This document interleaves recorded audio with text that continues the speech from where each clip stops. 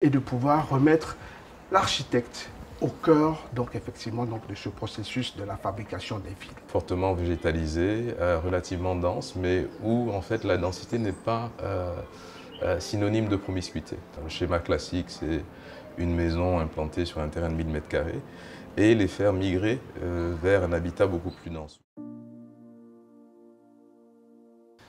Alors en réalité, pour avoir un impact, il a fallu commencer par l'observation, comprendre en fait comment la ville fonctionne et comment fonctionne un certain nombre de villes africaines, où en réalité on remarque qu'on part d'une centralité et les villes ont tendance à s'étaler, donc à faire l'expérience de l'étalement urbain, ce qui pose des problématiques au niveau de l'approvisionnement d'électricité, en eau, en distance, en mobilité. Et donc, pour nous, il était important, avant tout, de proposer des solutions alternatives à cet étalement urbain, et c'était de commencer par la densification. Donc, si par exemple on prend Chocolat, nous sommes sur 1 hectare pour 32 logements. C'est vrai qu'il y a eu plusieurs échanges avec des pouvoirs publics sur ces questions-là, mais pour nous, il était important aussi de mettre la main à la pâte et de montrer comment on pourrait densifier, comment on pourrait apporter un habitat qui est différent de celui qu'on a habituellement. Comment est-ce que le fait de vivre en communauté peut améliorer justement les conditions de vie en mutualisant un certain nombre de principes comme le jardinage, l'énergie alternative, la vie en communauté. Et en réalité, ce qui est intéressant de voir, c'est que autant les problématiques d'habitat et de développement sont liées à l'architecture et à l'urbanisme, autant l'architecture et l'urbanisme vont un petit peu dicter comment vivent les gens et améliorer en fait les conditions de vie en général. Et l'idée, c'est qu'à terme, si on construit de cette façon-là, en prenant en compte le mode de vie des gens, en prenant en compte la mutualisation, on finira fatalement par avoir un impact sur la ville et sur notre habitat. Mon rôle en tant que président de l'Ordre des architectes a été de faire en sorte de rendre les architectes plus visibles et plus audibles, qu'on nous entende beaucoup plus par rapport effectivement à ce que nous avions à proposer par rapport à la mutation urbaine qui est nécessaire dans l'ensemble des villes africaines qui souffrent d'étalage urbain, qui souffrent donc de manque de raccordement des lotissements spontanés au tissu urbain existant et de faire en sorte que nous puissions renouer avec la planification urbaine. Et à ce niveau-là, nous avons effectivement, au niveau de l'Ordre des architectes, initié le salon Archibat, qui a permis donc de mettre en place une plateforme d'échange entre les divers acteurs donc effectivement du cadre bâti et essentiellement de créer un dialogue avec l'État, avec les pouvoirs publics pour pouvoir effectivement échanger donc sur des solutions à apporter à la durabilité urbaine, à la fabrication même des villes. C'était quelque chose de très important et de pouvoir remettre l'architecte au cœur donc effectivement donc de ce processus de la fabrication des villes. Nous avons également œuvré à faire en sorte que l'architecte ait un nouveau rôle dans la ville, c'est-à-dire que l'architecte soit le gardien donc, de la ville et qui puisse être également donc, celui qui, de façon aspirationnelle, apporte les réflexions qui vont apporter un véritable changement donc, à la ville. C'était d'abord un processus qui est passé d'abord par une vision. Et à partir de la vision, maintenant, il fallait la concrétiser. Il fallait partir donc, de la vision et passer véritablement à l'action. Mais passer à l'action, c'est une question d'organisation. Il fallait être organisé pour. Et c'est une question également donc, de mobilisation financière.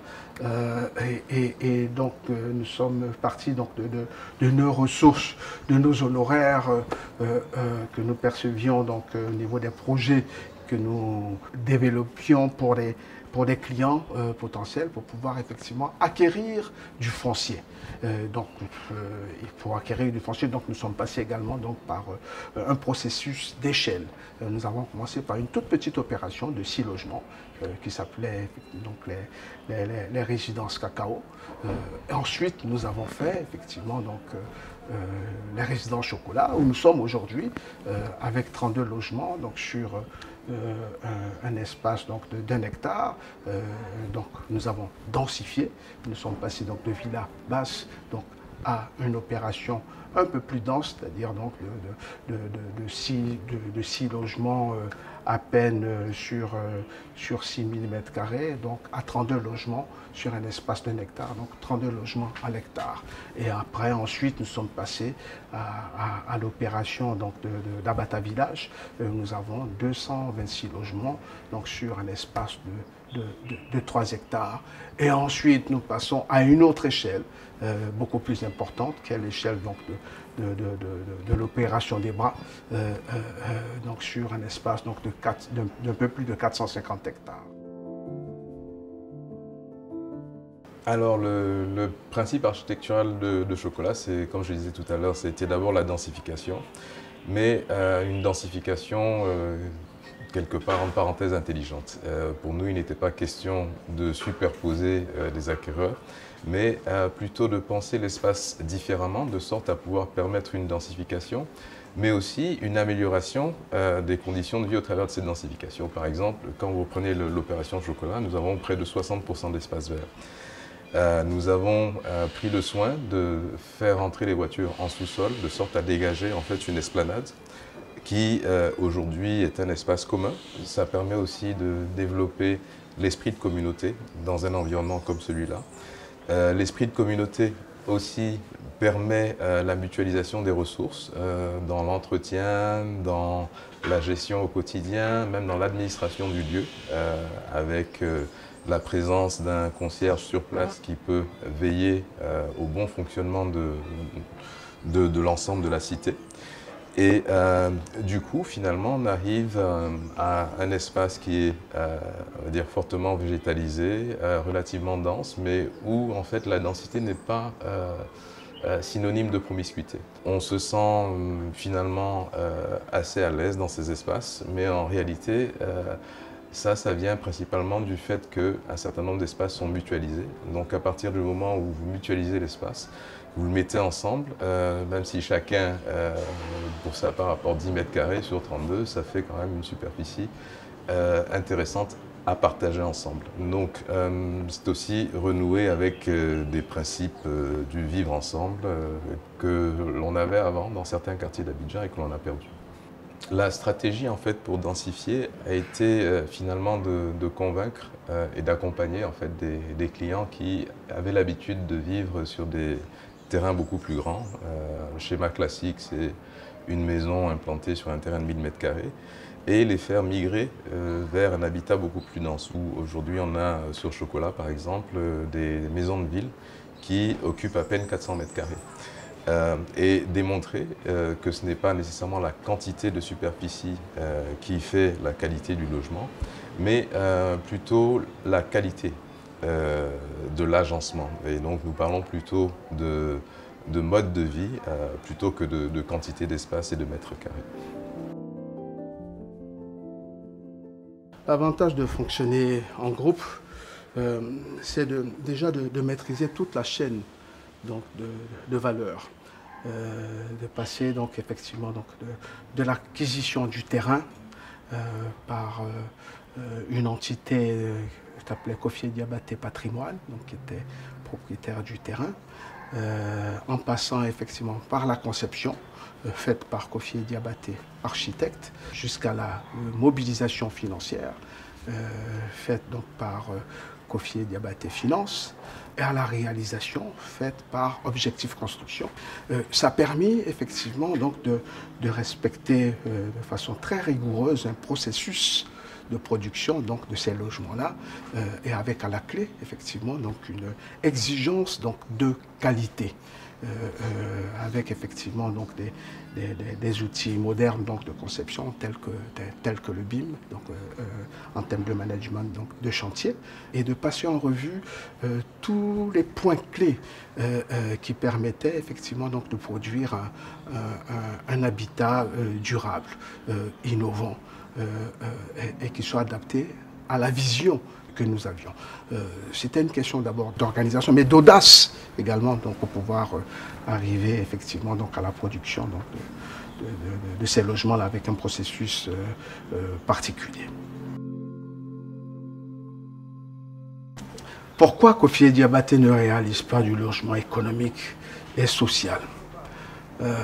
Par définition, quand on parle d'un logement social, ça implique forcément un fort engagement donc, des pouvoirs publics, de l'État.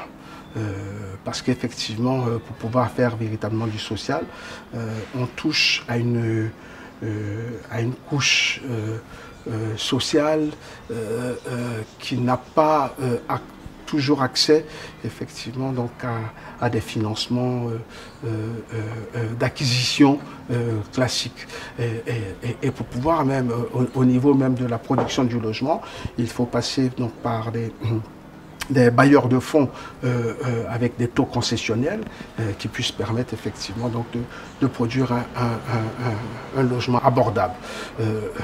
Et pour nous, nous avons effectivement, donc, notre ambition, c'est de pouvoir effectivement produire du logement social comme nous le faisons également donc, à Cotonou, que nous accompagnons donc l'État béninois dans la production de ces logements-là. Là, effectivement, avec le fort engagement de l'État, l'État prenant en compte la mise à disposition du foncier, l'ensemble donc des travaux donc, de viabilisation du terrain, donc des VRD, hein, de sorte à ce que les acquéreurs n'achètent que le coût du logement.